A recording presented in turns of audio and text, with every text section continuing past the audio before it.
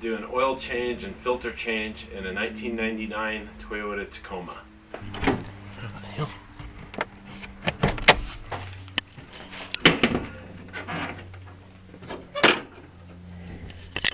Alright, and in the Toyota Tacoma, your oil cap is right there, the right side of the engine. And I like to pull the oil cap off first to sort of act as an inlet for air. So when we drain the oil, it helps it come out quicker when there's a place for the air to come in on top. And if you need to know, the dipstick is right here. I've already checked it and it's a little, it's actually not too low, but it is. It's just time. And I like to change the oil about every 3,000 miles. A lot of people will tell you to use better oil or more high quality stuff, but I think if you're changing your oil every 3,000 miles, the quality of the oil is not a huge deal. Okay, and so first thing you want to do is get your oil pan ready. Okay, so I'll show you where the oil plug is on the Toyota Tacoma, straight in the middle. Just follow me under here. Alright, past this splash guard and right there, okay, and it's a 14 millimeter plug. Good to at least have this much extension on your ratchet. Alright, and have your oil pan ready, because as soon as this breaks free, you're gonna have a stream of oil. Okay, once you break that free, you can just use your fingers.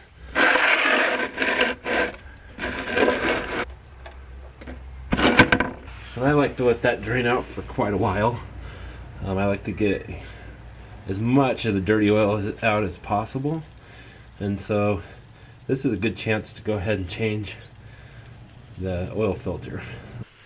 And you do want to be really clean with all this stuff.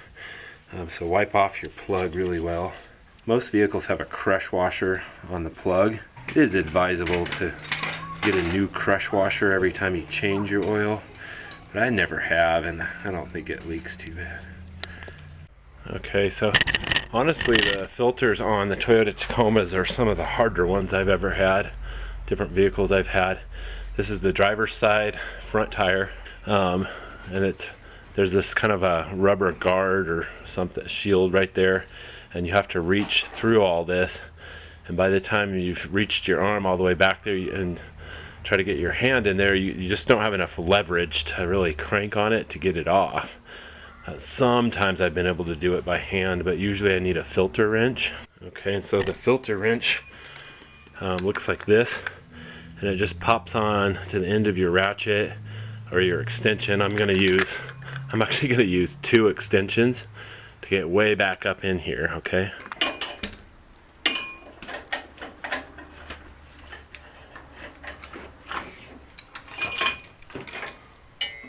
A good tip is always remember when you take a filter off, it's going to pour out some oil that's been left in that filter. So you're going to want to, before we take that all the way off, let's slide our drain pan up under where the filter comes off. Okay, so I got it loose, so now I can just take it off by hand. Okay. Alright, so there's our old filter. And I always like to just dip my finger into the old filter, like this, and just get the new filter and just rub a bit on the seal, and that's going to help the new one seal better. Okay, so now we're ready to put the new filter on. Let me show you what we're going to be screwing it onto. That might help you. There's like a pin in the middle that's threaded, and so we're going to try to get that filter on that as straight as possible. Screw it down until the seal touches that metal rim around the edge. So once it touches there, then you go 3/4 of a turn, and then that's it. So I just went ahead and put my cap on there, and then I'm just going to reach in there with my hand, and you really just kind of have to go off a feel right here as to like getting it straight on the screw, and that's really important because you do not want to cross thread this thing. Okay, I can feel that that's on there good. Just gonna spin it until it touches. Alright, the tricky thing is going to be trying to see 1/4 turns because it's marked on the side. of the filter. And it's kind of tough because these Fram filters have like a grip on them that makes the filter wrench not fit very well. So if you actually come down here under the truck, so we're down the driver's side under here, and if you look up above the splash guard there, see the orange back there, that's our filter. All right, so from down here, I'm putting the wrench back on. So now we can see the mark. I don't know where I'm going to put the camera where you can see it. See those marks come by 3 times. I can't do it with the camera, so you're going to have to trust me. Okay, so once your oil is all drained out, or as close as it's going to be, it's going to probably drip forever. So just go ahead and kind of wipe down, kind of keep this area clean. Ready to put our plug back in. I just finger tighten until feel it touch, and we're just gonna crank on a little bit, just enough to crush that crush ring just a bit. Doesn't have to be crazy tight or anything. All right, so once you have your plug back in, we're ready to put some oil back in the truck. I got lots of different funnels. It's always kind of, I don't know, some are better than others. The Toyota Tacoma takes 5.4 quarts. They sell them in these 5-quart bottles. And so to get that half a quart, you got to buy a single quart.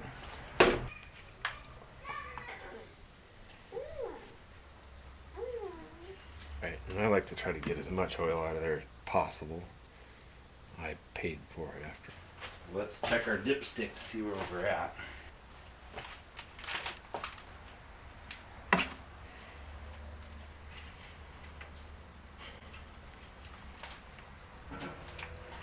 Alright, actually looks like we're right in the middle between low and full, so I'm actually just going to stop after this bottle and call this done. Alright, your final step after all this is to clean up, of course. Just about any auto parts place, I think. AutoZone, O'Reilly's, all those places will take your old oil for free. Put your cap back on. Good to go.